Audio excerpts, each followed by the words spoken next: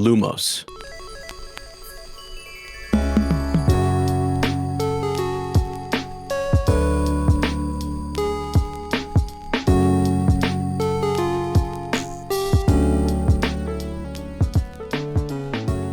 Hello, friends. Welcome back to Shell Cottage Radio. I am your host and secret keeper, Ezra, a.k.a. Bill. Also known as Sir Ezra the Watchful, History of Magic Professor, the Flannel Wizard, obviously. Yours truly, me. Please welcome your lovely design witch, the fascination of this year, Tri-Wizard champion herself, and my wonderful co-host and yours, Lottie, a.k.a. Fleur. Hallo und einen wunderschönen guten Tag. It's so good to have you back for the first time, actually, in our beautiful little big cottage on the outskirts of Tinworth. Kommt rein und macht's euch gemütlich. Welcome to episode 106, in which we discuss Harry Potter and the Goblet of Fire. This week we'll talk about chapter 23, the Yule Ball. We'll give you a quick life update with our homemade cottage ketchup, feed our brains with important trivia knowledge, and then dive head on into our chapter summary audio experience. Let's go. Let's go. Anyone who is watching the YouTube version, if anybody does that, there's like 200 people who do.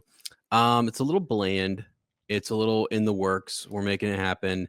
Yeah. Ordered stuff on Amazon. It's still on the way here. So I just like to, I'm always worried about the quality.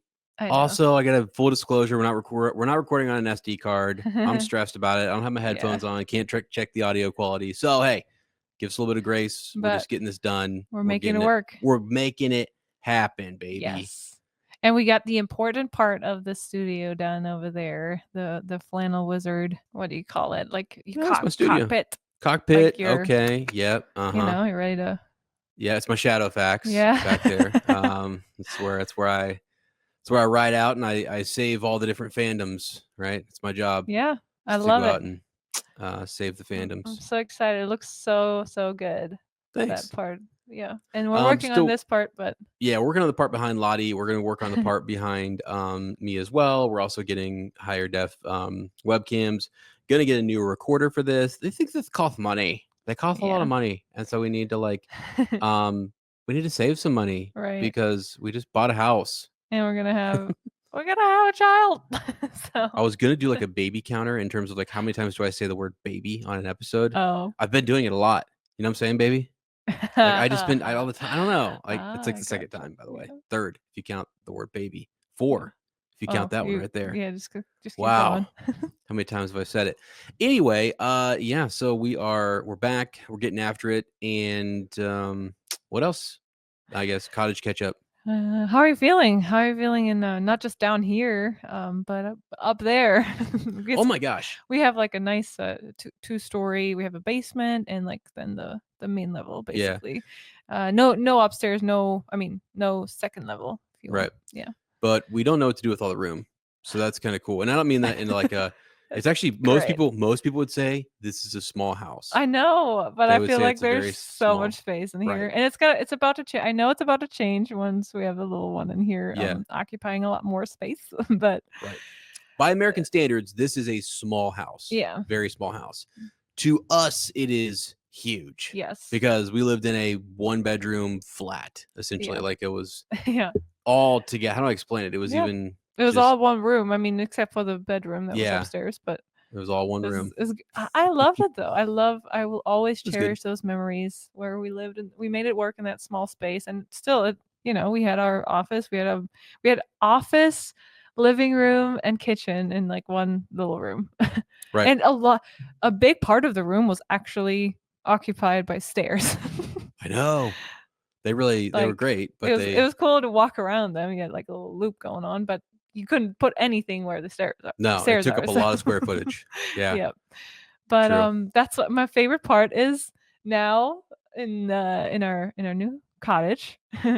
We actually sometimes when we need to talk about something, we have to call each other on the phone. Yeah. And I can't. It's so far away that I can't even hear you. I know. Outside of the phone, if that makes sense. Yeah. Yeah. So instead of, I don't know if I'm also very Americanized, but instead of getting up, I'm upstairs doing something on my computer and that's true. That's true.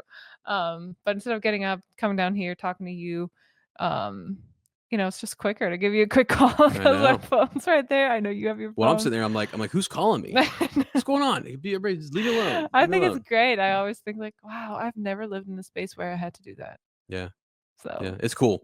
It's been fun. I gotta say, it has been a lot of work, as all of you yes. who own a house know, and even anybody who goes into a new apartment, you have to Yeah. like move your stuff. Yeah, and that was You not have the to. only part, especially when you we purchased a little bit of an older place. Yeah. So we had a lot of work to do to flip the house a little bit. Mm-hmm. So I mean, I'm so happy with how it turned out, but we couldn't have done it with all the help from, family and friends. And Yeah. that was a lot to pull off in just two months, Yeah. basically. Yep. With the baby on the way, I couldn't help carry any of the heavy items or even like be here for certain procedures like the paint and stuff with all the fumes. And it was just, I mean, I can't thank people enough for helping us out. Yeah, my dad was clutch, This time, and we yeah. had lots of friends and family who helped us out. It was great. It's fantastic. For example, coming down just to set this little recording up. Yeah. Yeah, Lottie couldn't help me bring down any of the stuff that we needed No, for it, which was no. totally fine. Big heavy chairs, big tables. I got that table down here by myself. I So many can't. things. I don't. I mean, honestly, I believe you're a wizard Thank you. because you couldn't have done it without, either Wingardium Leviosa or the what did they say? Levicorpus. Levicorpus. Yeah. Well, that's probably more. Or these massive muscles, baby. I mean, they're magical. Okay? That's the 5th time I've said baby. 5th time. No, I'm actually so impressed. Thanks. I can't believe it. Yeah.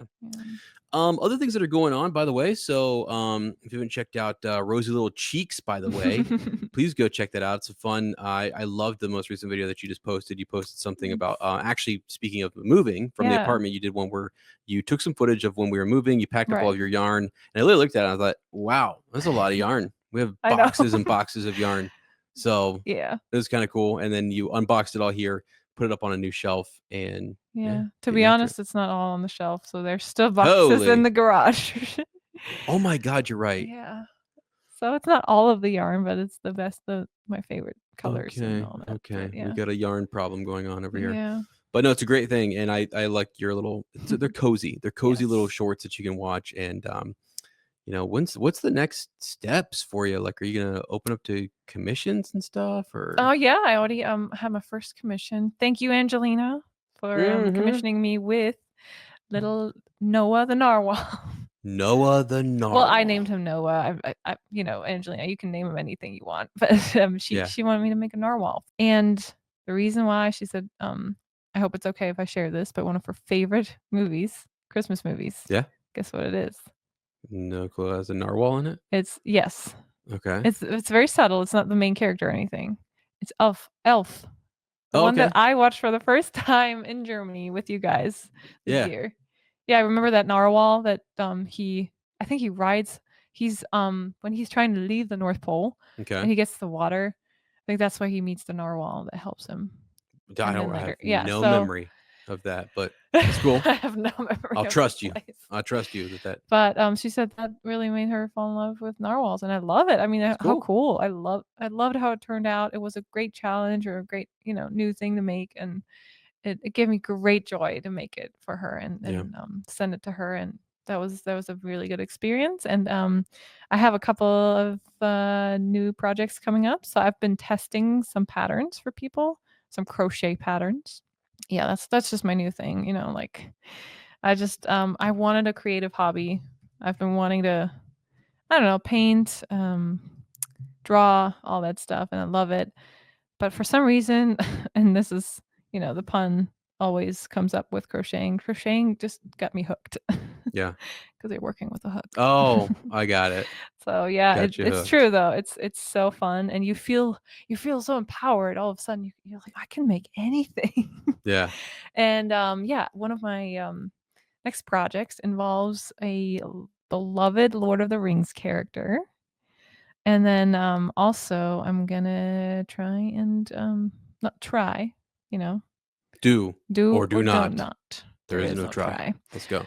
I am making some Harry Potter related stuff, and I'm gonna send that off to to some friends. Yeah. And that's all I'm going to say for now.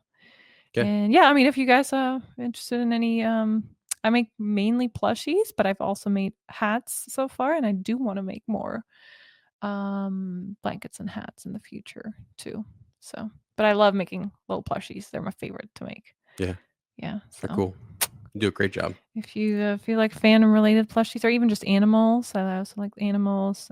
I've made the perfect pair, which is 2 pairs, and Oh yeah. that was one of my pattern tests for Valentine's Day. They were so cute. They were named the perfect pair, and then it's 2 pairs, and they have a little heart.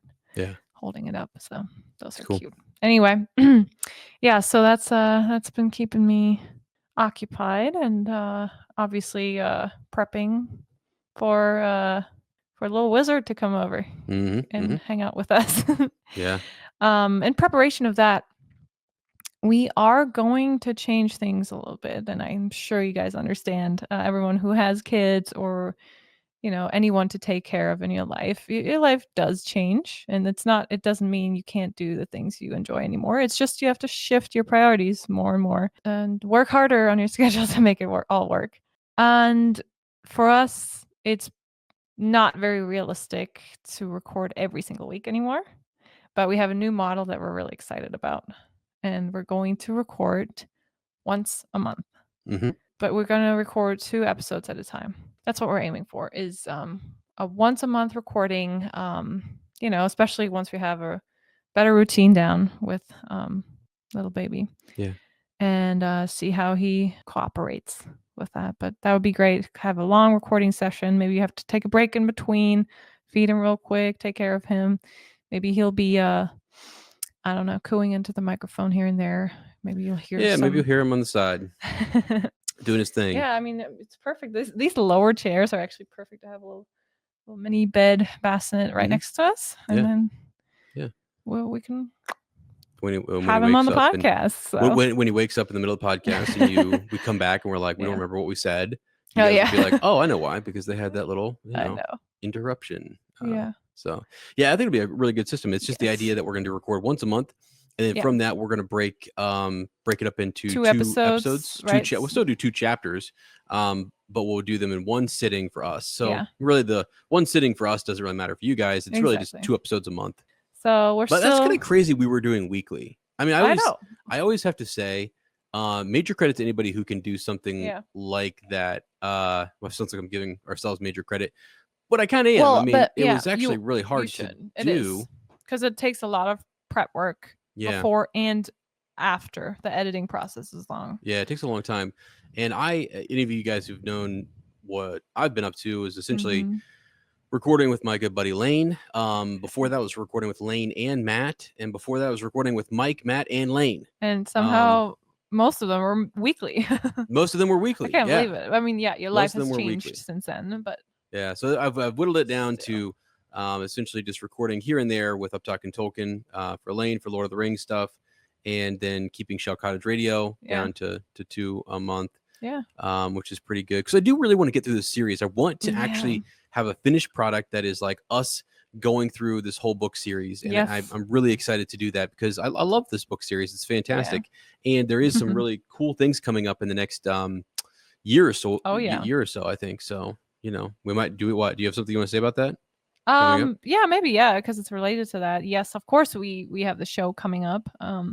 And thank you to Tiffany.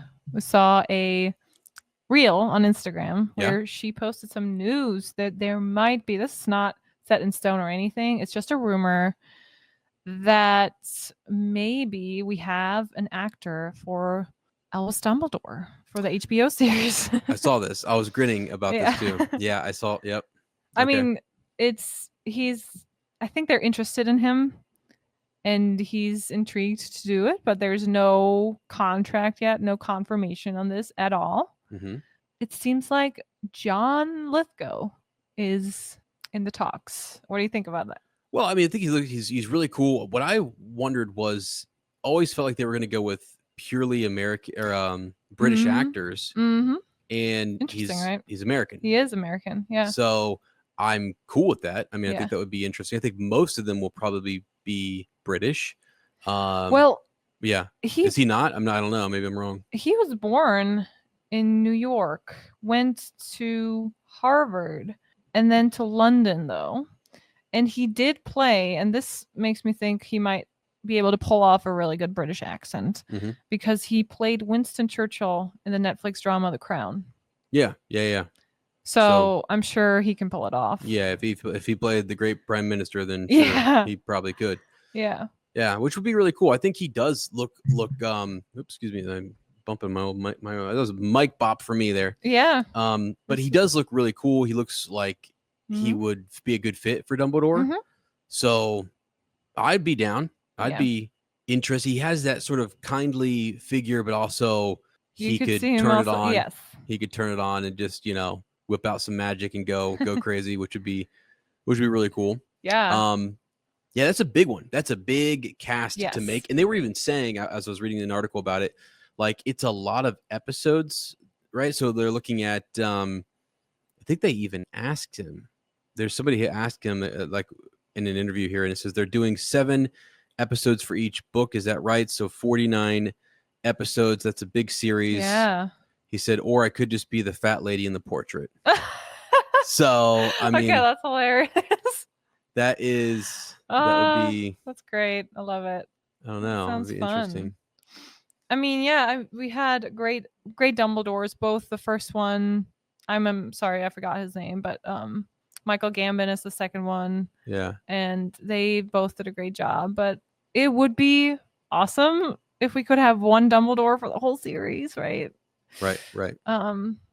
So hopefully he's ready to commit. Yeah, that would be wild. I would love to see that happen. Another person, and I might have actually just mixed these two guys up that they're talking about. If you want to look him up here, it's Stephen Fry. Wait, Stephen Fry, who read the audiobooks? No. Because there is a Stephen Fry who read Harry Potter audiobooks. Really? But I do see the news there. Yeah. So is that him? I actually don't know, but people have asked whether or not they're calling for him to take a starring role. I can see that. Which would be kind of cool. They talked about Professor Binns. That'd be cool. Yeah, Professor Binns, which he'd pop up and I think that'd be kind of cool because he'd be a professor. He'd be here and there showing up and kind of boring and droning on or whatever. Or Ludo Bagman. He's kind of got that Ludo Bagman, I kind of vibe, right? So. Yeah. But I would love for him to be in it.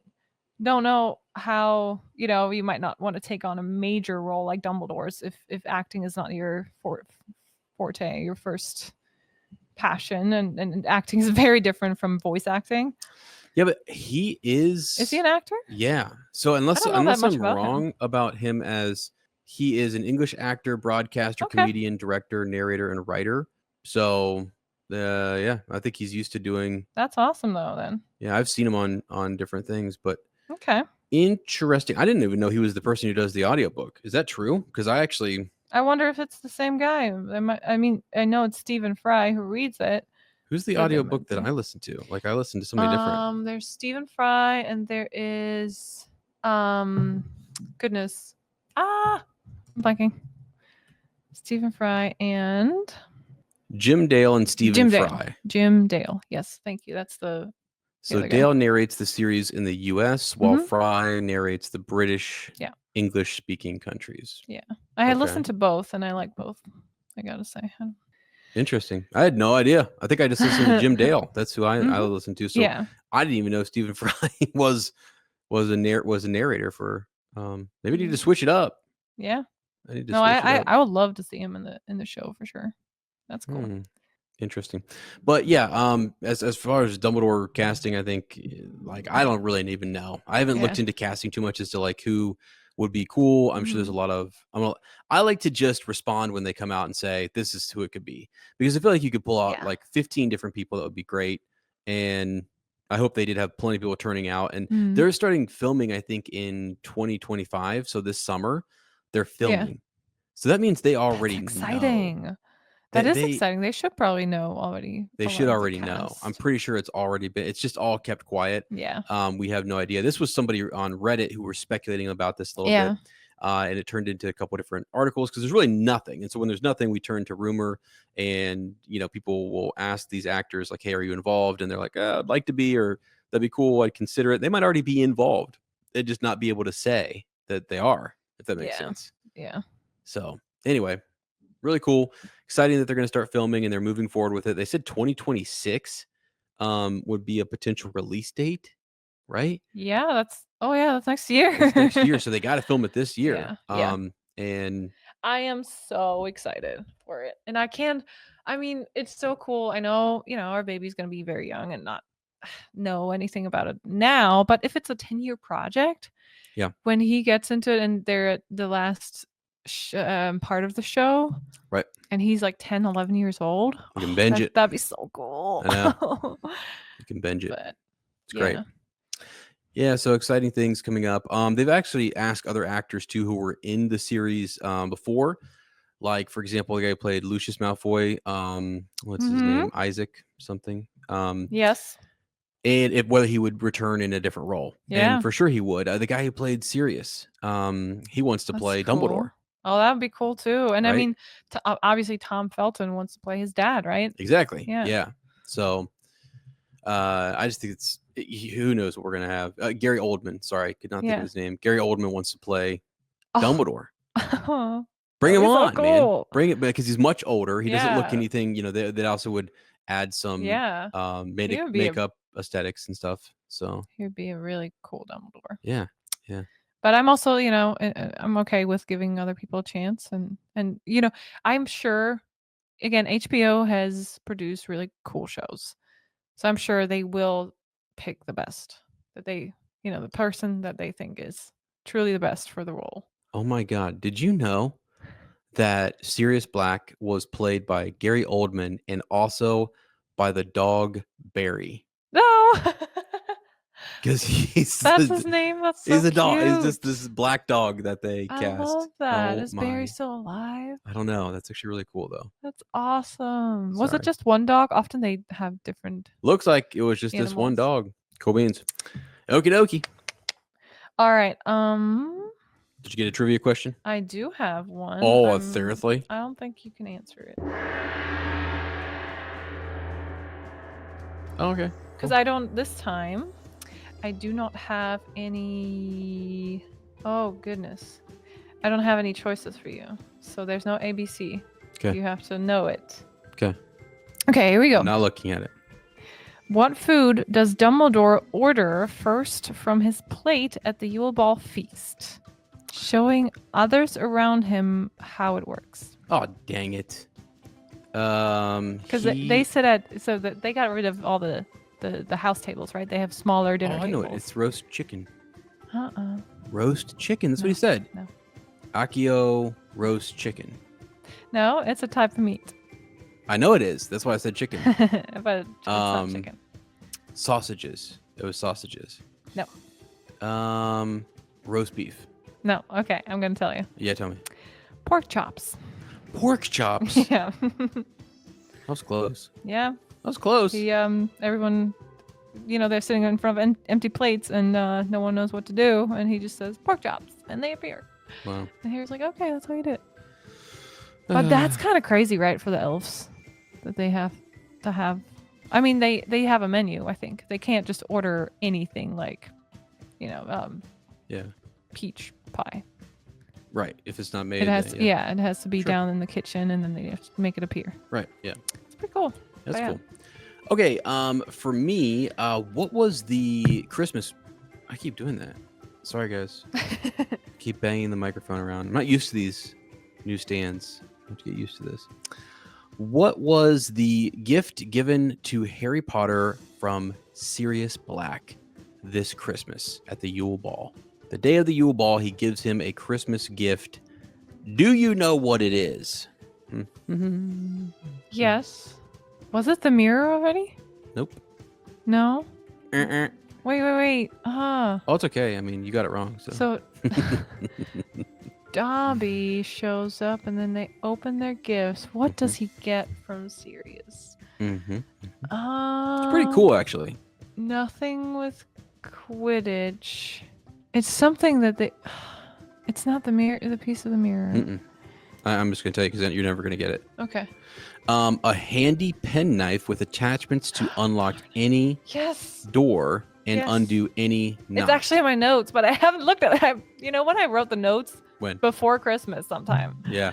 So I haven't fully read my notes in months and weeks. So yeah, I do remember the penknife, and I think they use it for something later. Do they? Okay. Yes. Yeah.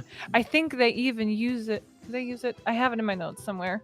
That. Well, we'll get to it. Don't stress yourself out trying to remember it right now. Ah, yeah, the penknife. It's not. I don't think it is part of the movie. It's Right not. Okay. All right, let's do this trivia and yeah. Purple. And we're gonna just I chose the card yet. Who told Voldemort of the prophecy of his downfall? Severus Snape. It was the Severus Snape. Ding, ding, ding, ding, ding. Good job. Give me a roll for you. Actually, we got roll it for me. I'm just going. We have no points from the. No points from the first one. 1 point for you for this. Boom, boom. Okay. And then, you want to. Here's the cards. Dun, dun, what color? Yellow? Yellow. I like yellow. You ready? Yes. Who does Hermione impersonate using Polyjuice Potion when she, Ron, Harry, and Griphook break into Gringotts? Oh, what's her name?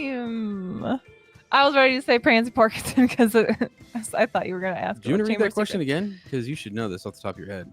Who does she impersonate when they go to Gringotts? I should let you get this wrong. Well, read the question again. I know it's not the Chamber of Secrets. I was going to say, I thought when you first said it, it was going to be the Chamber of Secrets thing. But I know it's the Gringotts thing. And who does Hermione impersonate using Polyjuice Potion when she, Ron, Harry, and Griphook break into Gringotts? Oh, to Gringotts. Sorry, yeah, Bellatrix. Bellatrix. I was thinking about the Ministry. I know. My thoughts are all over the place. First, I went to Chamber of Secrets, then I went to the Ministry, and I was like, "What is the lady's name? I don't remember." Pregnancy brain, guys. And then, let's blame it on that. And okay, so she's Bellatrix Lestrange. Lestrange. Good job. Point for you. Yay! That puts us at 26 for Fleur, 24.5 for Bill.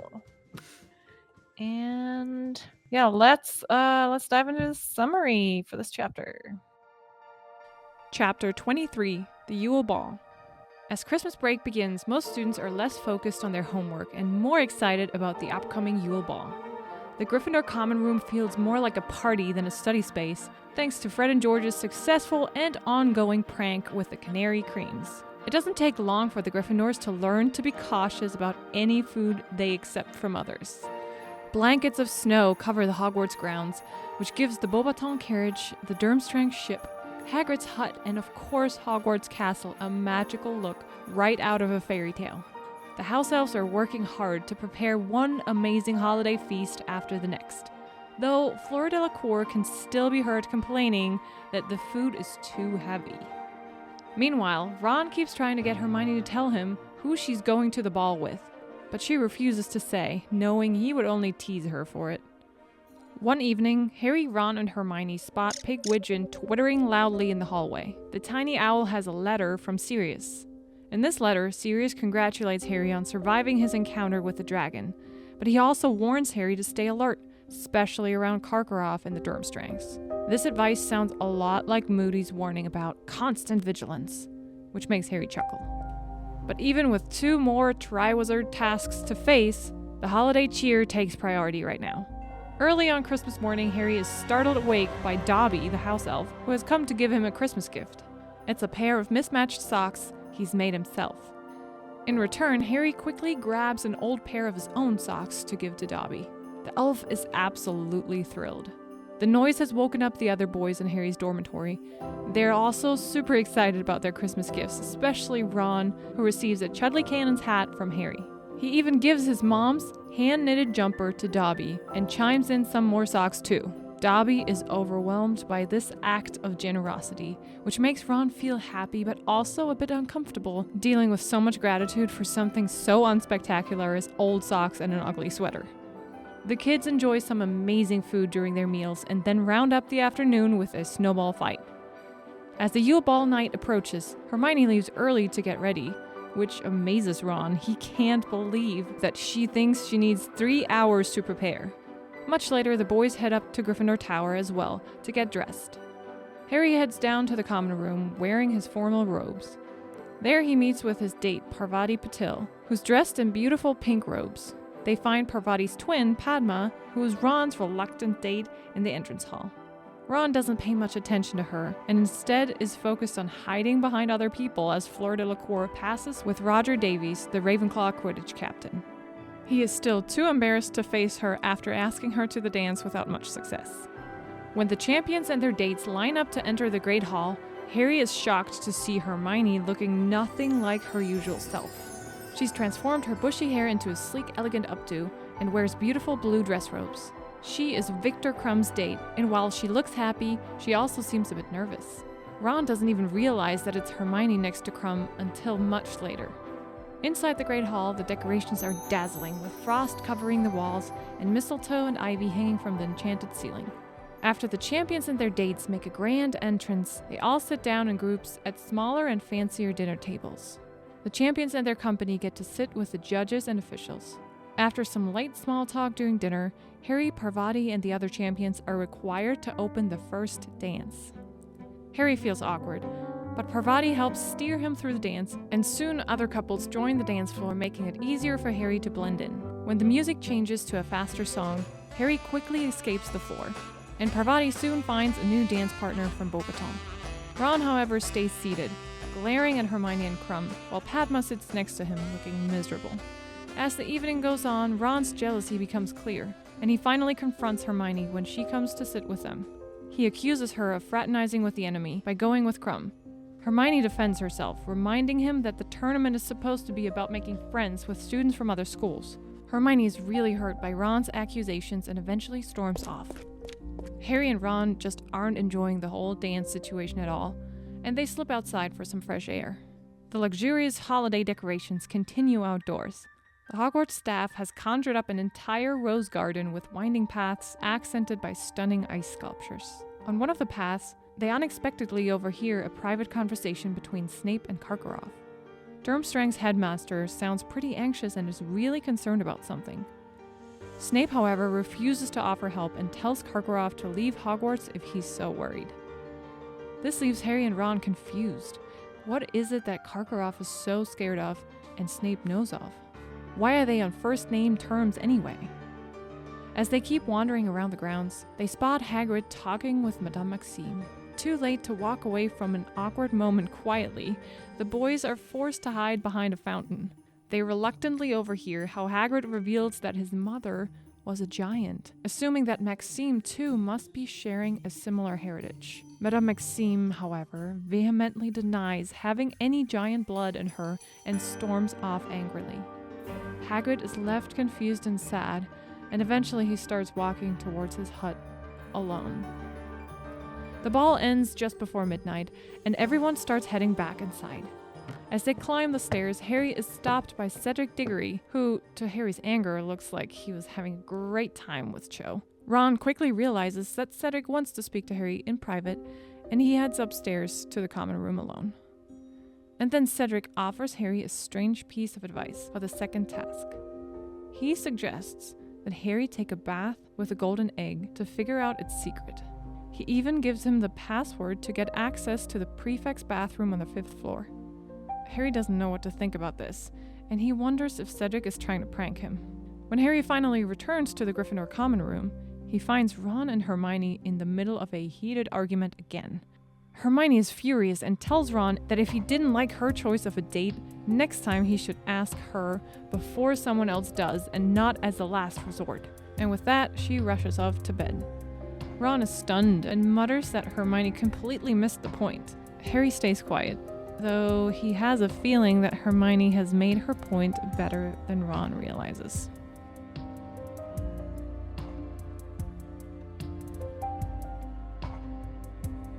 Isn't that crazy that they have the Yule Ball on Christmas Day?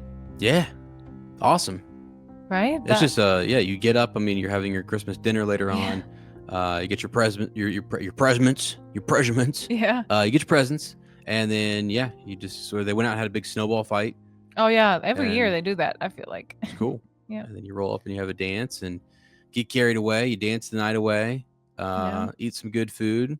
Get in an argument with your best friend because you really like her and you didn't think that she should be hanging out with the enemy. So there's that. The enemy. The daggone enemy. But yeah. Yeah. Let's go to the beginning of this chapter before the Yule Ball even starts. And there is reason to celebrate because the term is over.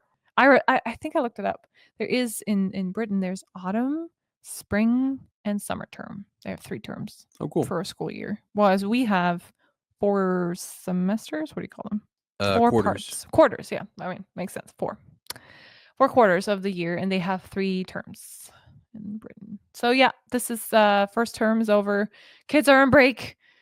Christmas is just 1 week away, and Harry has 0 interest in bothering with all the homework for 4th years or with the egg, anything that involves a lot of work. He's like, nah. Nah, he's out. I don't would be blame too. him. I mean, I honestly he's got other things on his mind, So you got a Yeah. big game to prepare for or big competition, big whatever. Even just in school, sometimes kids have projects and they're like, okay, I got to work on this project. I'm going to let these other classes sort of drop by the wayside. Yeah. Just happens, man. What are you supposed to do? Right. And the dance itself wears on his mind a little bit because he's one of the champions. He will have to be in front of everybody starting to, the first dance. And right. He's not really going with the girl he wanted to. But as Dean said, like, how did he and Ron pull off 2 of the prettiest girls? Oh, yeah. In their year? They didn't appreciate their dates. No, they did not. And Dean was like, "Man, what's up? How'd you do it, Harry?" Right. So he was a little jelly there. He was a little, But supposedly the grounds, Hogwarts, everything looks so beautiful. I love reading those descriptions to you. It says snow was falling thickly upon the castle and its grounds now. The pale blue Beaubaton carriage looked like a large, chilly, frosted pumpkin next to the iced gingerbread house that was Hagrid's cabin, while the Durmstrang ship's portholes were glazed with ice, the rigging white with frost. The house elves down the kitchen were outdoing themselves with a series of rich, warming stews and savory puddings. Sounds so good. Sounds so good. Really? So good. I mean, I love stews and soups during the winter time. It's like my favorite food. However, do you know what savory puddings are supposed to be? Like in Britain, I thought puddings were like dessert. Yeah. Savory desserts? That doesn't make sense. Yeah. Don't know. There is savory dishes. Okay, I guess pudding is not just dessert. There's bread pudding, for example. It's more like a casserole, I think. Okay. It's cool. Baked, steamed, boiled ingredients to a solid mass. Yeah, it makes sense. It sounds like casserole dishes that are warm. That sounds good too. That's what we ate this weekend, right? A soup. Yeah. Chicken soup and veggie bake casserole, like a veggie bake and ground beef and all that. It's great. It's the best because we have a big snowstorm in Ohio right now ourselves, so it really fits. Yeah, and we have an oven that we can cook in now. Yes. Wild. Yeah, I'm talking about upgrading. Our small apartment did have a kitchen, did have an oven, but it was just not. It smoked. It was terrible. I don't think anyone has cleaned it in 30 years. Yeah. So we did not want to start doing that now. Right, it was really bad. Not gonna lie. But the house elves are outdoing themselves, right? Mm-hmm. I guess who complains about the food? Fleur, of course she does. It's too heavy. I'm not gonna fit into my dress. These savory puddings are too much. Okay. Well, I mean, I don't know. Like what? I mean, everybody else is good, right? Fleur's just like, I'm not used to this. Enjoy it, but that is something though. When you go from place to place, you go from like if you were to go for me somewhere where they had spicier food, tear me up. Yeah, you know what I mean. Let's try it. It's like, I mean, you gotta get used to it. Oh, I actually, my German taste buds are not very used to a lot of spicy food. Yeah.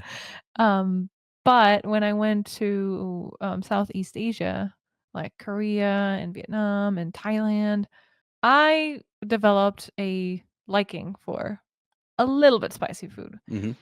I Yeah. mean, I was with a Thai family for about 4 weeks staying at their house, and I remember the husband was running like some Airbnbs or Mhm. whatever.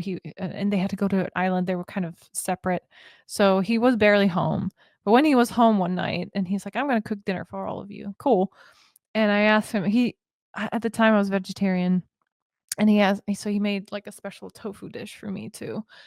And I asked him, "Is this real spicy?" And he said, "No, not at all." I could barely eat it. I couldn't taste any of the other food. Yeah. They're so used to a lot of spice that their taste buds are so different from mine. And I know he didn't. I mean, he really meant well, and he really thought this was not spicy at all. Yeah. And I was sweating Yeah. at the table trying to not, trying to be polite and eat all the food that he made extra for me because I didn't want to eat the meat. Oh, that was awful. Yeah. But I do like a little zing now Yeah, a in little my bit. Well, food, I remember the other day we went European and style. got some Buffalo Wild Wings, and Oh yeah. you wanted to try a bite of them, and I was like, go for it. And you're like, wow, that's really kind of. I mean, the back of my mouth is already watering Yeah. just saying it and Yeah. thinking about it, right? No, I remember. And you're like, wow, it's super hot. And like, what's the temperature on this? Like, what's it Makes- called? And I was like, it's mild. It was the mild wings. It's the mild ones. And I know some people really enjoy getting, to that level of spice where they get into competitions and stuff. And Yeah, I know you actually- did that once with your friends. Yeah, I was about to say Lane and I and Cameron filmed it. He was also the host of something called like Hot Ones that Yeah. we did. It hasn't come out yet. Cameron's gonna edit it and have to get it all pieced together. But we basically tried different hot wings, and it was terrible. I mean, it was really bad. But the problem is, I then at the end of that, I wanted to eat a bunch of just regular wings with ranch, just to like, Yeah. I don't know, To kind actually of. taste something and Yeah. make up for that. Yeah. And I did kind of cheat my way through it because I was like, I'm not gonna like, Yeah. I don't know. No, yeah. I mean, it can Get really sick over hurt this. yourself. Yeah. It's funny that we're talking about food, and the little one has the hiccups right now. Aw. It's so funny. Yeah. Yeah. When you feel that, it's just a rhythmic little. Mm-hmm. He's like, what's up? I love how Hermione reacts to Fleur's complaints. Though she's like, "Oh, there's a tragedy," and I think I would have reacted the same, even though we call ourselves Fleur and Bill, but there is some things that are difficult to understand about Fleur at first when you first meet her. So, I'm not gonna deny that. Yeah, it's all right. She's dramatic. Yeah. You get used to it after a while. Yeah. Yeah, I think she has her heart I in get the used to it. The yeah. joke was, I get used to it. I've gotten used because to I'm it. so dramatic. So, She's got her heart in the right place, though, as we will see later on in the last book, where mhm, she, mhm. hosts all these people at her house in her beautiful little cottage on the outskirts of Tinworth. All right, Ron is so interested to find out who Hermione is going with, but she just won't tell him. Yeah. Well, this reminded me of my sister because anytime that I have a secret that I want to keep, and she knows I have a secret, like she would just sort of randomly pop up out of nowhere, like around the corner, and they just ask you a question to catch you off guard. Oh yeah, that's what he's trying to do. Exactly, and it's just like he's just out of nowhere. So who you going with again for the date? And just like he'll let time go by and then keep asking, and she's like, no, can't tell you. Yeah, can't tell you. You'll make fun of me. Yep. All right, you guys will make fun of me, and he's like, no, we won't. What? Yeah, but he would have if he found out beforehand, and she knows it. But I think she's also a little bit flattered that he keeps asking. I think though that Ron would have and was going to ask her. Yeah. But I think he really wanted to seem like he didn't want her to know that he was interested in her. Obviously, that's how it is when you're that age. Right? Yeah. So disinterest is like showing your interest. Yeah, he doesn't want to. He doesn't want her to know that, so he seems disinterested, right? Yeah. That's why he asks other people or he starts inquiring. But really, that goes on. He's like, okay, if I do this enough, then I'll make it seem like when I ask Hermione, it's just as a last resort, and then she's like, "That's not what I want." And right? like, she wanted to be the first choice, but he didn't want to. He doesn't know she wants that. Yeah, it's and he doesn't want it to seem awkward. Weird that we do that. All of us have done that before, probably. Where you feel like I can't let them know how I feel, but then they will never know because you're not gonna say it. Crazy. So it has to be Poor guy. But I think Ron's just not very good at that kind of stuff. No. He's lacking in the Mhm. whole. I mean, that's their whole relationship starts off that way too, being friends and stuff, and just all of it. So I don't know. He'll figure it out here eventually, but he's about to get real ticked once he figures out like who she's here with. You can tell that he really Hypocrisy. pays attention to her because he even notices that her teeth are different. Right? Yeah, he's the first one to spot it. Right? Harry didn't notice, but until Ron says something, and then Hermione's like, "Yeah, kind of told Madame Pomfrey to keep going in the hospital when Malfoy, attacked me and everything, and they were really long." And she didn't. Madame Pomfrey didn't care. She says, "Say stop when to stop." Right. But it's cool. Harry notices that her smile is now very different. And they say in art, human faces are the most difficult to draw or sculpt because we're so good at recognizing and remembering tons of details, tiny details in the human face, especially of friends and family. That if it's just a tiny bit off, like when you draw a face, we'll notice it right away. Yeah. And it's the same. Like if something changes in the face, it's so noticeable, like right away. Like we're just so good at recognizing faces. It's pretty cool because that's where all the action, the emotions and feelings and they're conveyed. Happen. You have a note in here that Malfoy is trying to make fun of Hermione and her teeth again. Yeah. But she's quick and she pretends she spotted Professor Moody and waves to him, which is kind of cool. Like they get Malfoy right. But I gotta say, what Malfoy, and I know I sound terrible when I say these things, but just being older and not taking it as serious and being the kids who are like, well, I think. Okay, full disclosure, we just got done watching a show called Cobra Kai. Greatest freaking show of all time, by the way. Yeah. Go watch it if you haven't. It's freaking amazing. But in that show, you get a lot of this, I don't know, they're real about like what kids really would say to each other. Yeah. The language is really like, this is actually how kids talk in school. Swear to you guys, I see it every freaking day.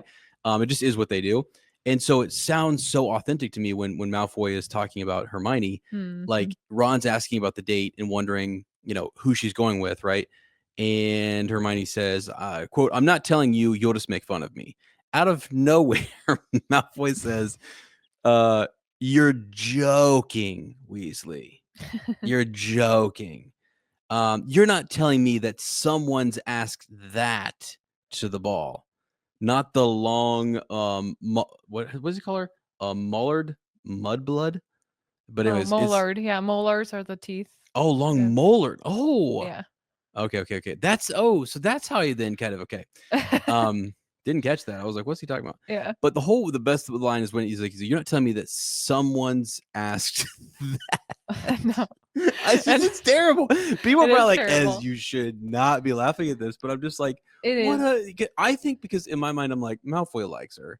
I know he does. He thinks he's obsessed with her. We learned that, in the Chamber of Secrets, we learned that his dad knows all about Hermione because he just keeps talking about her. Hermione this, Hermione that.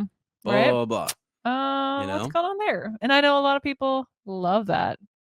Oh, Hermione, I know, totally. Draco scenario. Yeah, he's totally projecting a lot of like his own family's beliefs about blood, blood supremacy and all that kind of stuff. But he thinks she's cute. She's smart. He wants a friend like that. And you're just like, I don't know. He's, Yeah, it's a little bit like, like you said in Cobra Kai, one of the main characters, Johnny Lawrence, who is very blunt, tells everybody what's up, and like things that are not, they probably know is not great. I don't know, or not the greatest traits or I don't know, looks about them. And it seems very mean, very much like, no, you can't say that to anybody. But he just straight up, he's from the 80s. He kind of was stuck in the 80s. Yeah. Didn't really notice all the changes in society that you can't talk like that anymore. But that made the kids tougher. Yeah. It seems like it's more authentic. Hard to hear. Yeah. But also that helps me get over my issues or be proud of things or focus on other things that are better about me. The kids were really almost like I thought it was like there was a kind of a little bit of a message in terms of they know he's stuck in the 80s. They know that he's things he would say. They'd be like, Sensei, you can't say that anymore, Right. You can't say that, right? And he's like, and then he'd be like, quiet, and they would just jump back into it because they do.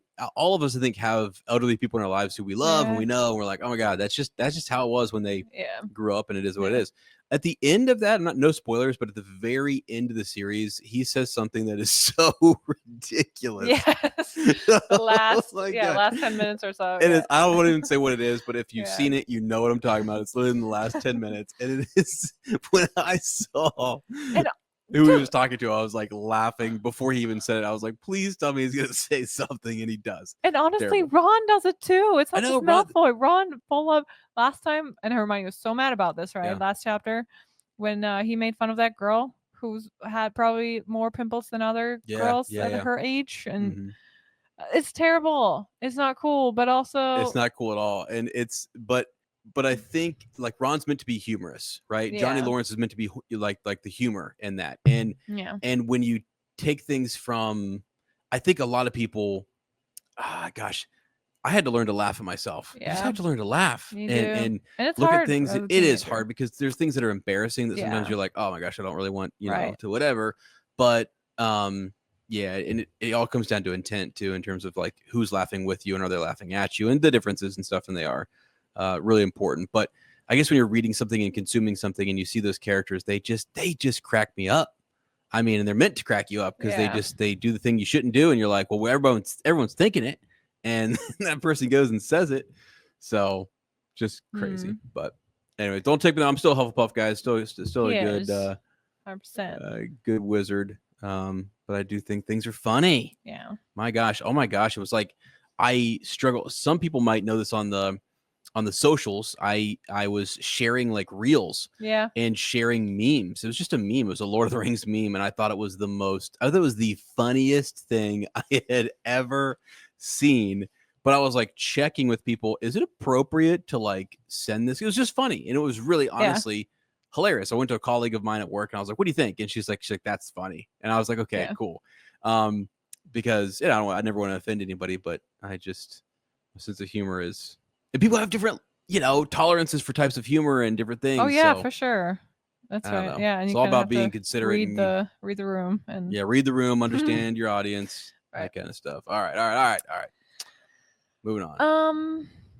Yeah. Oh yeah. They're on their way back, I think, to the common room, and then all of a sudden in the corridor they see Pigwidgeon, who is the cutest, but Ron kind of hates how he's loud and girls think he's cute, and he just thinks he's annoying.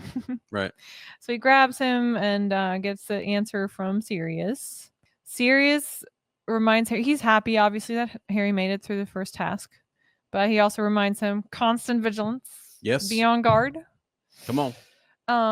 However, I thought this was kind of interesting. In the book version, he doesn't even sign off with Padfoot, but with Sirius, which to me seems very risky. Risky, buddy. There it is, Sirius. I know. I got it right here serious. Too. Yeah, he's serious. Yeah. He just trusted Pig to get the letter there, man. Like, don't let me down. I'm signing my real name here. Right. So and that's why maybe he was so proud. He has a little chest out there, and the girls were checking him out, and he's like, yeah, what's up, Ron? This is a good thing. And Ron's like, no, they think you're cute. Stop. Yeah. This is not cool, buddy. Get back in my pocket. Yeah.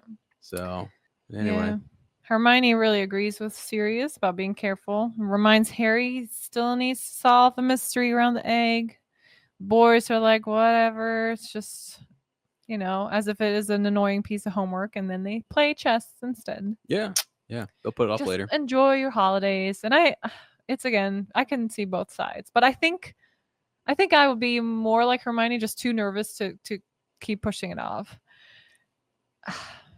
But at the same time, February 24th, I think, is the deadline.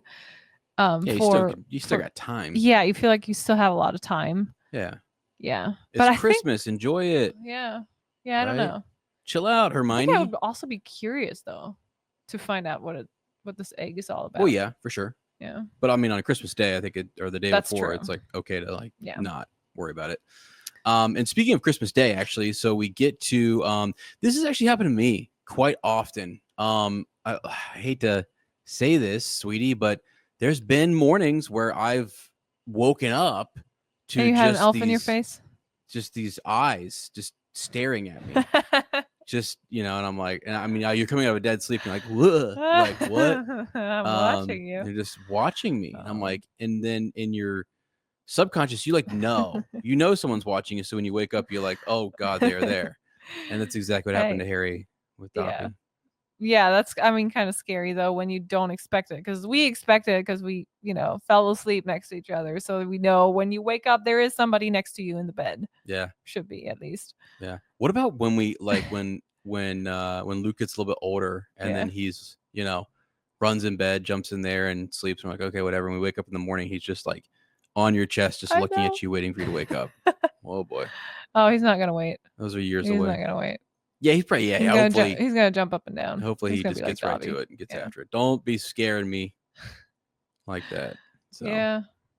But Dobby is there. He doesn't know these social clues and things, right? He's just there to drop off a Christmas present for Harry. Yeah.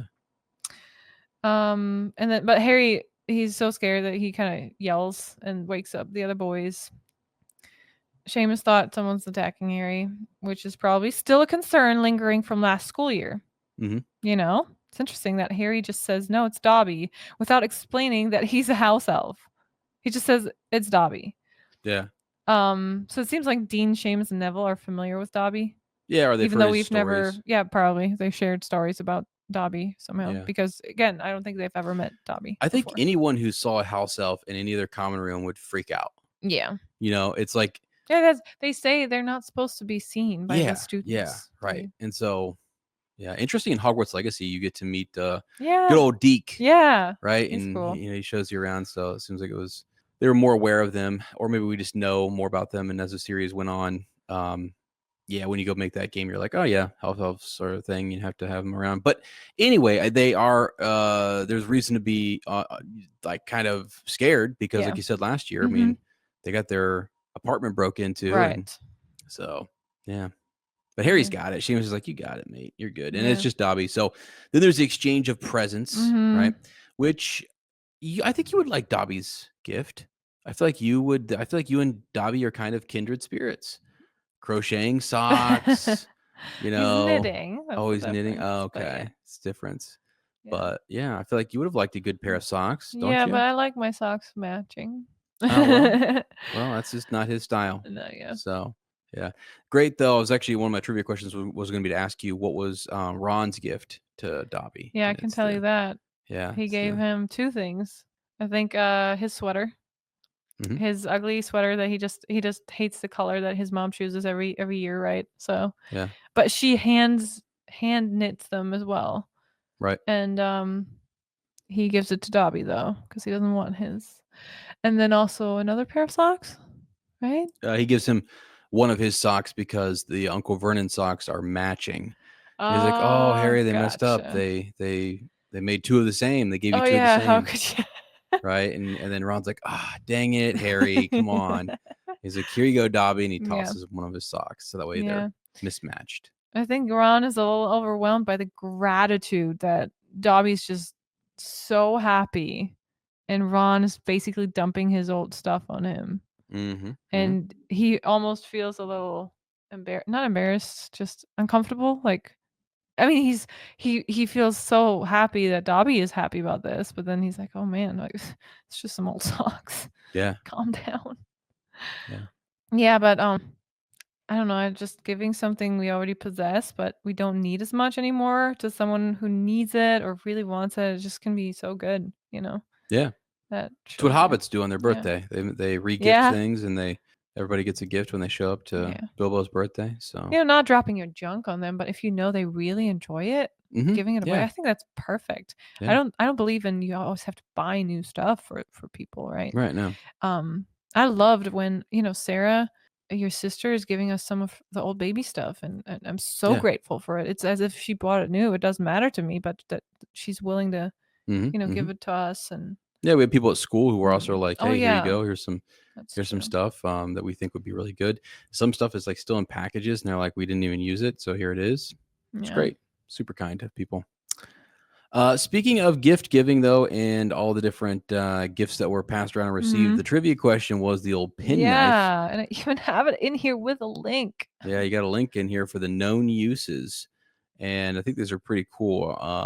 Did you already open it? Didn't realize, Okay, good. that the uses are going to be this year. Yeah.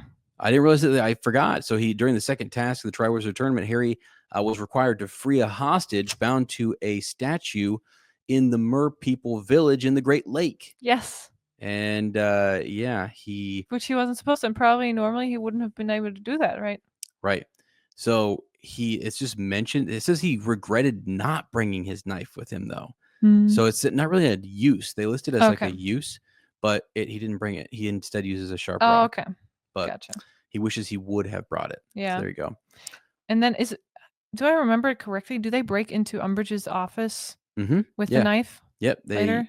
They sure do. Yeah, this is interesting. Else, so he uses it to get into Umbridge's office. Yeah. And try to, because all the other fireplaces but hers were being watched. Right. And he wanted to contact Sirius Black, right? So he gets in there. And then later in the Department of Mysteries, Harry tried to use. At school. Yeah, and that's. Harry tried to use the knife to open the door to the love chamber, but the blade melted. Whoa. Right? It's not known. It's not known whether he ever managed to have it repaired, although it may have had multiple blades among its attachments. In any case, following the failed attempt to unlock the door, he placed the now useless, air quote, useless handle of the knife in his pocket. Wow. So, yeah, I guess it gets in any other door, but not the love chamber. There's a special lock on the love chamber. Gonna have to figure out what spell work. Wow, and that must be powerful because that knife gets you into anything. Anything. Except for the love chamber, which means it's a big deal. Yep, I think we all want to know what's I know. What's behind it? Love. Well, what's the we know what's behind the door to the love chamber, but we're wondering, how do you keep it locked? You know? Yeah. You get me? Yeah. Okay. Anyway. Moving on. Yeah. Yeah. So cool gifts actually for Christmas. Really cool. One of them is Mrs. Weasley's sweater for Harry. It's amazing. She knitted a dragon onto it in honor of Harry's success at the first task. I thought that's pretty cool. Okay, let's get through this because we want to get to the Yule Ball actually. So they have some breakfast, some dinner, lots of Christmas stuff. I mean, they have skip. They do a snowball fight. Yeah. Listen, bros, they're out there having a good day. Right. Blah, blah, blah, blah. They're concerned. Actually, I think Hermione leaves like 3 hours ahead of time to get ready, and Ron's like, what for? You know? But because she needed longer to get ready. The guys all roll up at like 7 o'clock and start to get ready and get all of their different robes on, and they're getting a little self-conscious, I think. It's sort of like, okay, how are we looking? Ron is the most, right? He's really nervous about his robes. Then they start to head to the ball, and Harry meets up with Pavarti, and she says, hey, Padma's going to meet us down there. Ron, just so you know. She's a Ravenclaw, as we all know, who read the books. She ain't a Gryffindor. Yeah. So. And they come into the entrance hall full of students in their dress robes, waiting for the doors to be opened.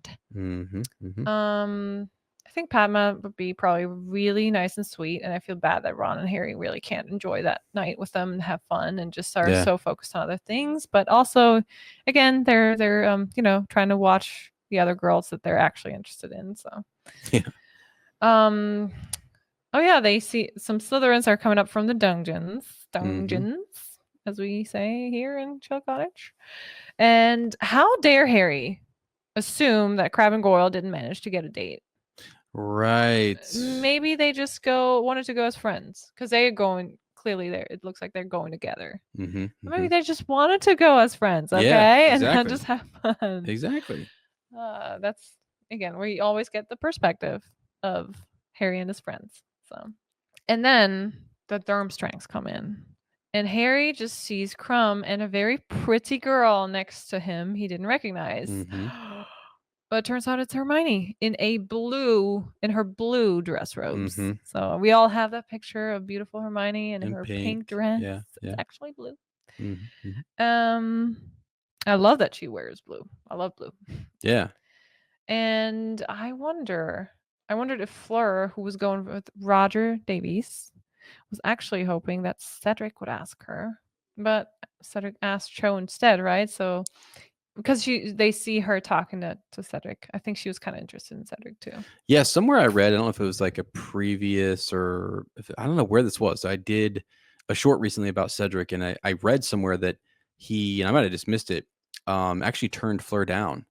He is already committed to Cho. That's what I think too, and that's why she's probably a little not the Yeah. biggest fan of Cho either, and wanted Well, to. Then Cedric's she probably loyal, man. I mean, Roger Davies He's not. seems a nice guy to be a nice guy too, but maybe she wanted to get back at Cho for, like the Ravenclaw Quidditch captain that later Cho later Cho comments in, I think, the next book when he's at, she and Harry are dating Mhm. Valentine's Day and they see Roger Davies with his girlfriend Yeah. smooching. Yeah. And like, she just can't keep her, like she just keeps looking at him. Mm-hmm. So maybe there was an interest in that too, like her and Roger. Oh, really? Okay. So maybe Fleur wanted to get back at her for her stealing Cedric. Oh, what I mean? gotcha. I never thought about that. I never thought about Cho being interested in old Davies. Yeah. Maybe. Yeah. Or maybe Fleur just thought that. Anyway, I mean, there's so much happening here, and we have to skip around a little bit. So I love that Hermione just makes everybody's jaw drop. Even Malfoy and Parkinson are so shocked at how stunning she looks. They can't find anything nasty to say this time. They just are caught off guard in this moment. But my favorite part is when Harry sees Percy at the judge's table and Percy tells him he's been promoted, quote, and from his tone, he might have been announcing his election as supreme ruler of the universe. That's like, he's all about his promotions. That's all he cares about. Yeah. But he's representing Mr. Crouch, who is still unwell. As we know, he remains under the Imperious curse and is probably fighting it more and more. So poor Mr. Crouch. There's no one else who can step in for him but Percy. Yeah. So again, the champions, they sit with the officials. So the champions and their dates, they sit at a big round table with all the officials and the headmasters and all them. And so that way Harry gets to hear a little bit of Krum and Hermione's conversation, I think. And he's shocked that normally Krum's pretty quiet. He doesn't say much, right? But he talks a lot to Hermione. And finally, oh yeah, I said in my notes, finally someone who gets the W sound right. Oh, yeah. Because it's written in his accent language. Yeah. When he says, well, we have a castle also, not as big as this, nor as comfortable, I am thinking. He was telling Hermione, we have just 4 floors and the fires are lit only for magical purposes. But we have grounds larger even than these, blah, blah, blah. So he does like his castle, but I think he really is interested in Hogwarts as well. Though in Winter, we have very little day light, so we are not enjoying them. But in summer, we are flying every day over the lakes and the mountains. Beautiful. Yeah, they do have, I mean, actually, I think that is the thing, right? It's not even just in German, isn't it? In other languages over there too, that the W's are pronounced with the V sound. Yeah, like a V sound. Yeah. Yeah, because I can hear it when your mom talks to you. Oh, yeah. Too, and, yeah, it's hard for them to pronounce it differently, but also it's hard for you guys to then see something with a W in German. Yeah. Instead of saying where, that's the best part. So where in German means wo, and wer in English means who. Yeah. So but to spell vo, it's W-O. W-O. Yeah, wo. Yeah. My students always struggled with that. Yeah, was ist das? Yeah, was ist das? Yeah. Was or was is that? What? No, it's was. Was ist das? Yeah. Anyway, there you go. Some fun language stuff here. Good old invigorating language stuff. Yeah. But yeah, it's so cute that he just opens up to Hermione and it's really, really chipper there, and then Karkaroff doesn't like it. because Hermione's a Muggle-born. She wouldn't even be allowed to go to school at Durmstrang, right? Yeah. And Krum is so interesting because we know later he's very anti the Deathly Hallows and the whole blood purity thing. And Grindelwald has a history and understands that he comes from Durmstrang and is very much like, no, not impressed by it. So, yeah, good on him. He's a good guy, actually, Ron. You know, Ron loves him up to this point. Yeah. And now he hates him. Took his girl. I know. That can change I mean, honestly, again, watching Cobra Kai, everything is about, stealing somebody's girl and fighting for your love. Getting them back. Right? Yep. Or boy, or the other way around. I thought also this line was pretty interesting when Karkaroff and Dumbledore, so at the same table here, talk about their different opinions about knowing and keeping their schools a secret. And in this line, Dumbledore basically describes how he found the Room of Requirements. He says, only this morning, for instance, talking about Hogwarts, only this morning, I took a wrong turning on the way to the bathroom and found myself in a beautifully proportioned room I have never seen before, containing a really rather magnificent collection of chamber pots. When I went back to investigate more closely, I discovered that the room had vanished, but I must keep an eye out for it. Possibly it is only accessible at 5:30 in the morning, or it may only appear at the quarter moon, or when the seeker has an exceptionally full bladder. Yeah. And who's he hoping overhears that? You think so? Oh, yeah, for sure. Dumbledore knows that's been there. So? Dumbledore found the Room of Requirement when he was a kid. I mean, yeah, it looks like in Fantastic Beasts they used it. Yeah, exactly. So, but it's just so that way Harry overhears it, right? He's just talking about like secret rooms and secrets and, from a student's perspective, like, oh, wait, there's some vanishing room here. Yeah, but I mean, to Harry, it sounds like it's just a toilet or, bathroom. Yeah. But I mean, kind of cool that plug is in there and they'll use it next year. And again, there's this whole part of like the story and what is the plot. And then also J.K. Rowling making things up that she needs to put threads in for later in the next book. She knows they're going to be in the Room of Requirement. They're going to need a room like that. True. So you got to set it up here. Yeah. And now you can go back and really read that or see that detail again. Yeah. Yep. All right. Enough about dinner though. Pork chops all gone. And Dumbledore transforms the Great Hall into a dance floor. Let's go.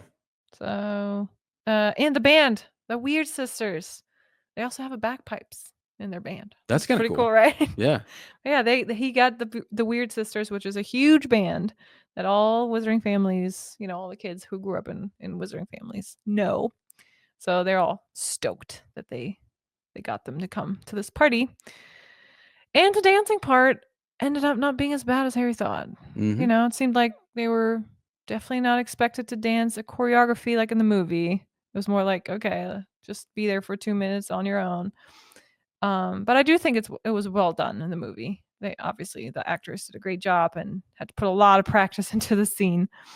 I'm sure, and I'm glad that Padma and Parvati later find a group of people that they can actually dance with, because that's what they came here to have fun, right? And even though Ron and Harry, they were just too busy staring at their crushes, they found other people to hang out with, and they actually connected with some Beauxbaton boys, seems like. Yeah. And then the fight starts between when, Hermione comes over. Ron throws a little tantrum about Vicky, accusing her of fraternizing with the enemy. And this is clearly not the reason why Ron is so upset, but a nice excuse. Yeah. Hermione.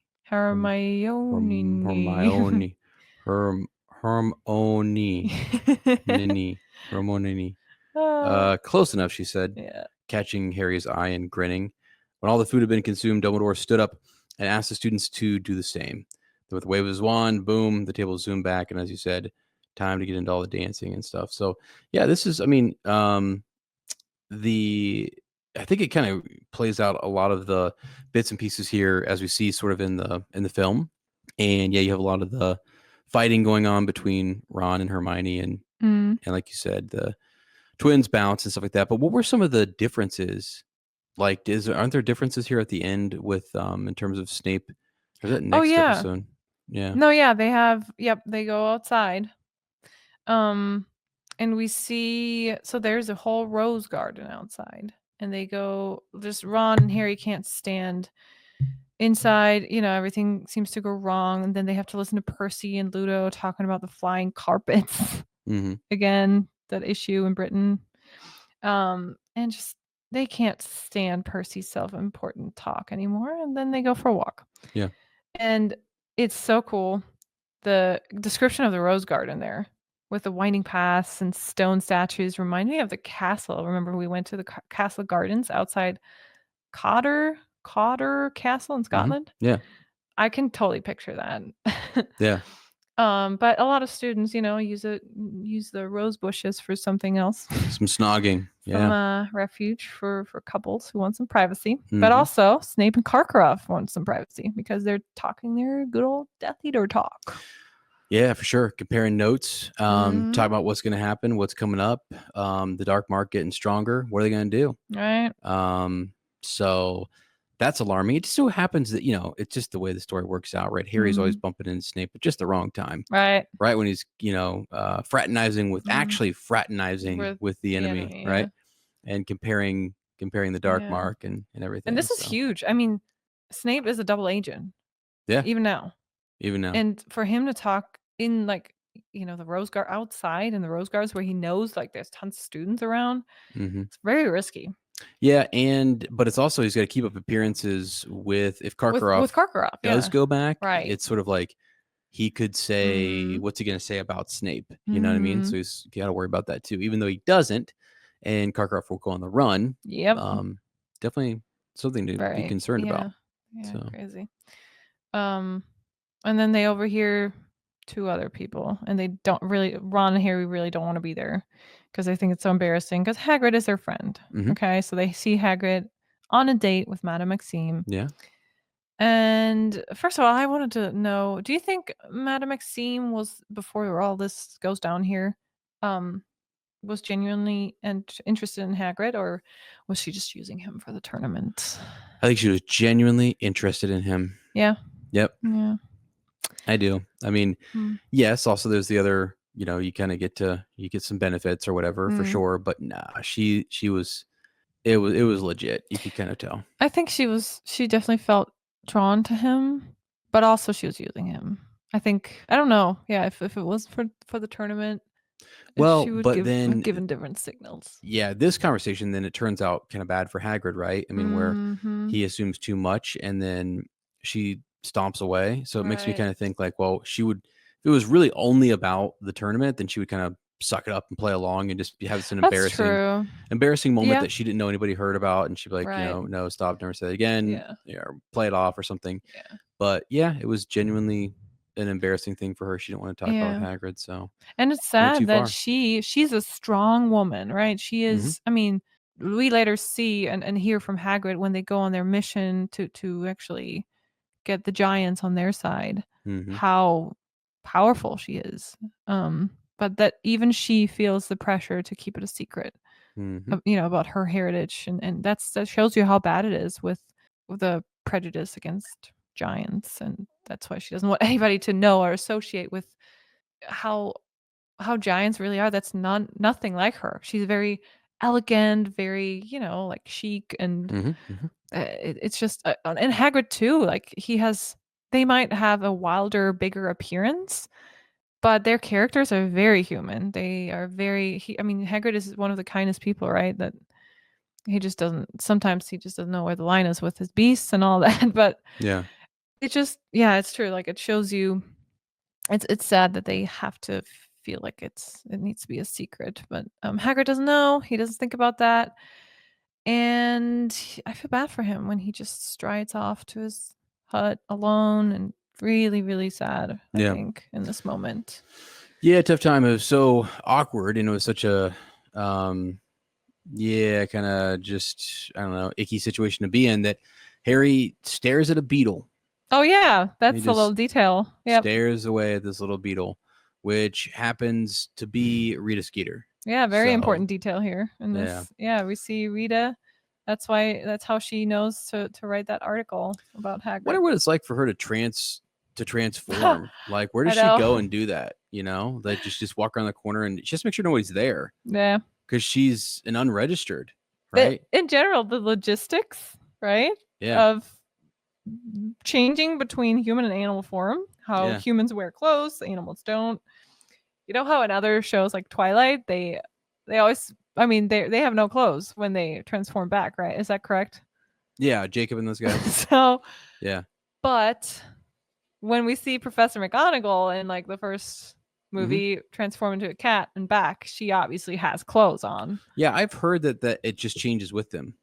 Yeah, oh yeah, you see the spectacles and stuff, right, on her the tabby cat. Yeah. So whatever they're wearing, I think that's how that yeah, they works. don't keep it consistent in the movie because later on, I think they have some weird moment with Sirius where he says goodbye to Harry. It's Barry. Barry the dog comes in. Right, and then he has to put on his like some sort of coat, jacket or whatever, to cover himself up. So, but I think in general it's meant to be. You're right. The clothes change with you. Yeah. yeah.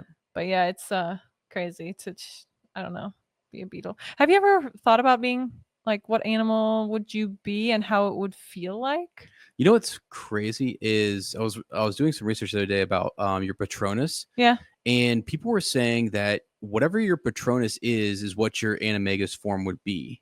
They said it would just be a fact. Like, I mean, because Prongs is, he has a stag Patronus, so therefore his Animagus form would be would be a stag. Okay. And he is, right? So the same thing with like, does Lupin have a wolf as his? Well, it's not really his Animagus. That's different. No, but he does. His Patronus is a wolf, I believe. Okay. So once I saw that one, I was kind of like, well, okay, even though he's a werewolf, it doesn't really, what would his Animagus form be? Could he even be both?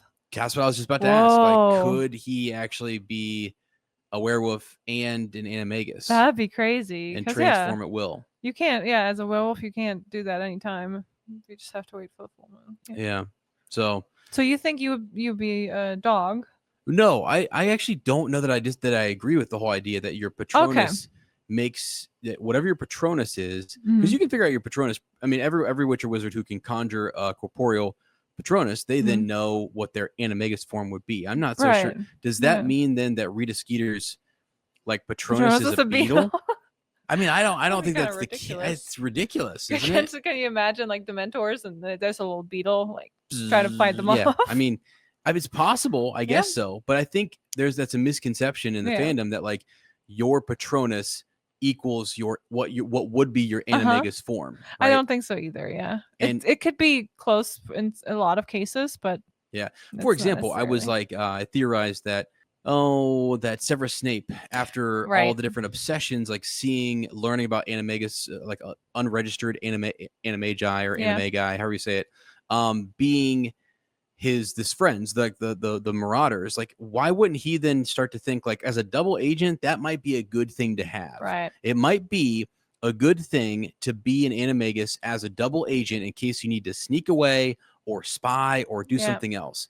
So to me, I felt like, why wouldn't he be? Right. And if you're in these really spooky places with a bunch of Death Eaters, being a bat would be awesome. Pretty cool. Yeah. Pretty cool. Yeah. So, but everyone's like, no, it can't be. His Animagus form could not be a bat. It has to be a doe. No. Because of his Patronus. And I'm like, that's baloney. That's and baloney. Often they say your Patronus has something to do with the people you love, right? So why would your own personality, your own traits, your own essence is different. So I don't believe that either.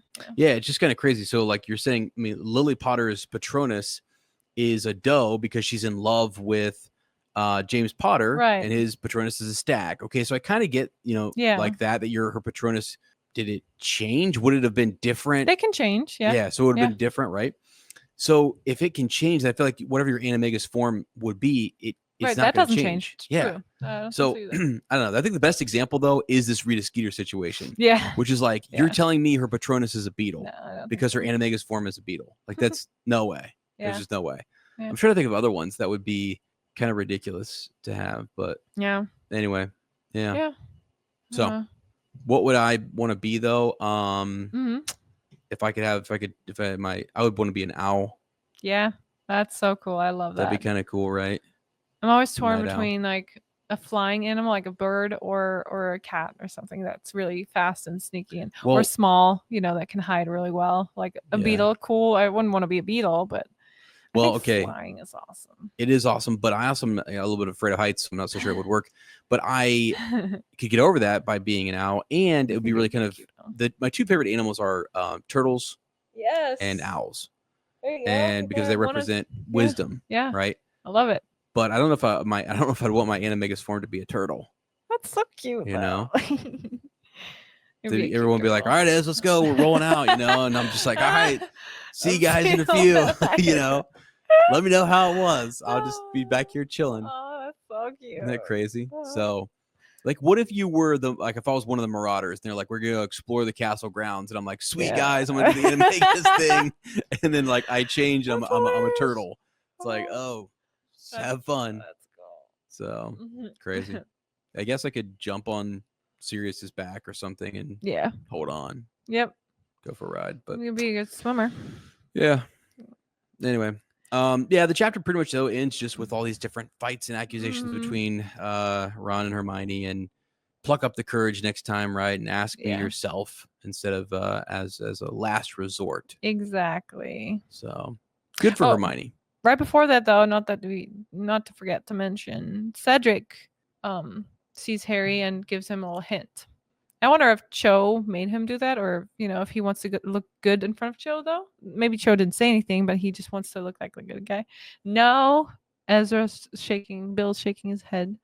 No, that's just Cedric's personality. He really wants to give that favor back. Absolutely. To Harry, and tells him, go take a bath with Egg. Yep. Here's the password to the prefect's bathroom. Guess what I did there with Joe the other day? I'm not gonna tell you. Whoa. And all meanwhile, Moaning Myrtle's watching. I know. Good God. Obviously, he was there alone because Moaning Myrtle saw him. Kind of crazy. She's crazy. She's crazy, man. She's crazy. But I mean, whatever. See, poor thing. Yeah. But yeah, I think it was good. I think that is what Cedric.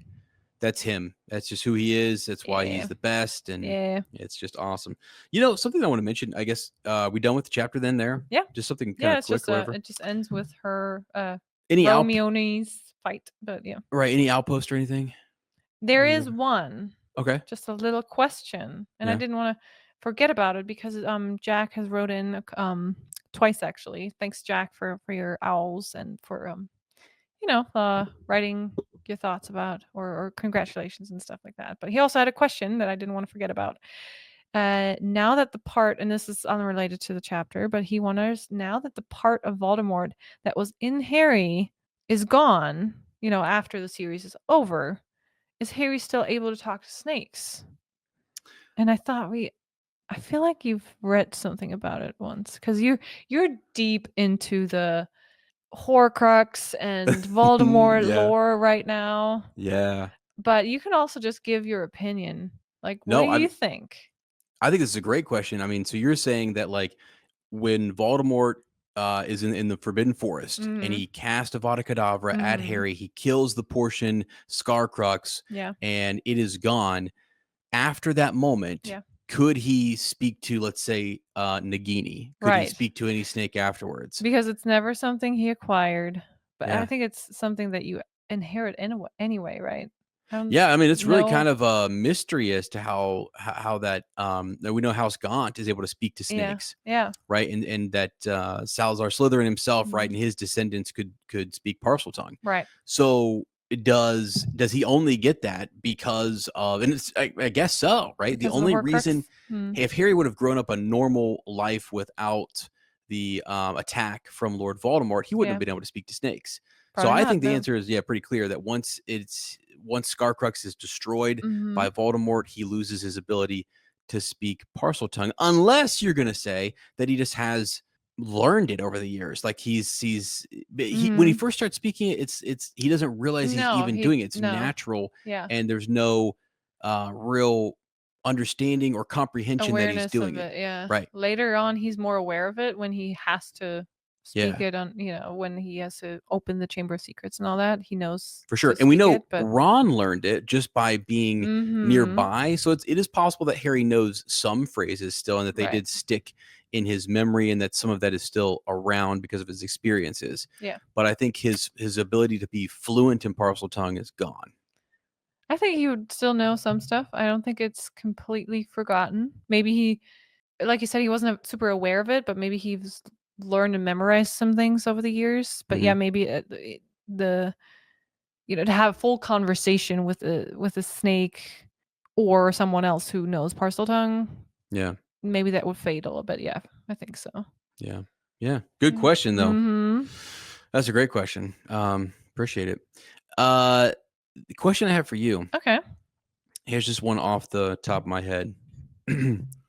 If the Goblet of Fire had to choose a second Hogwarts Triwizard champion besides Cedric, and I mean a legitimate of age individual, who do you think the Goblet would have chosen as a second Triwizard champion? Easy. Who? Angelina Johnson. Okay, cool. Yeah. Yeah. I think so. I think she would be Legit, she would have right? made a great champion. Yeah.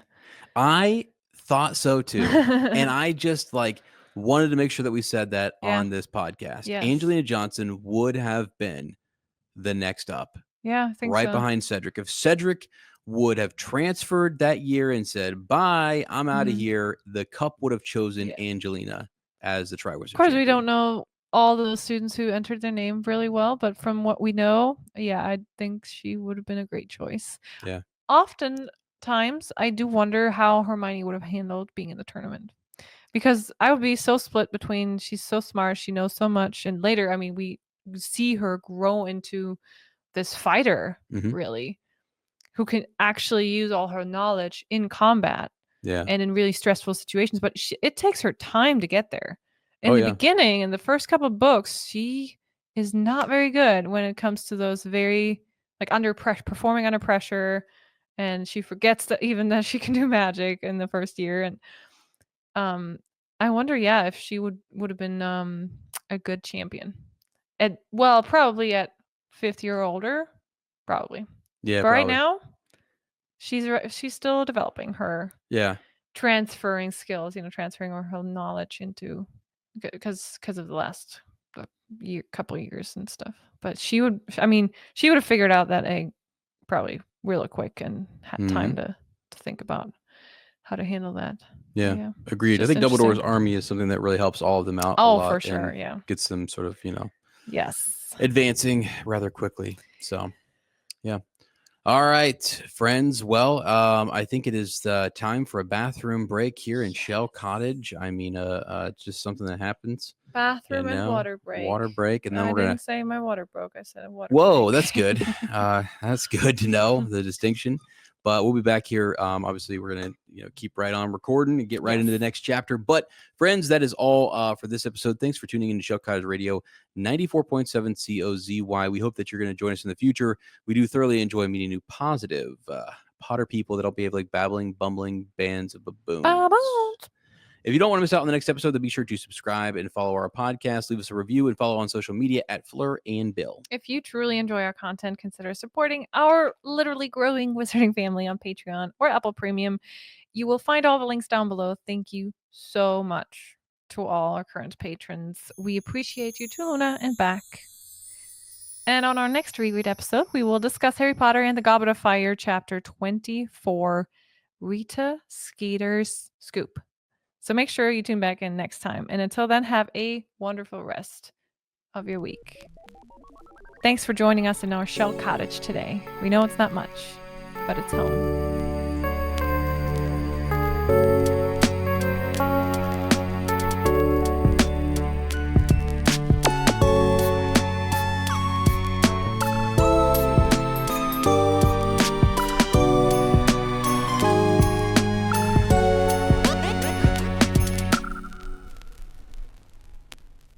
Knox.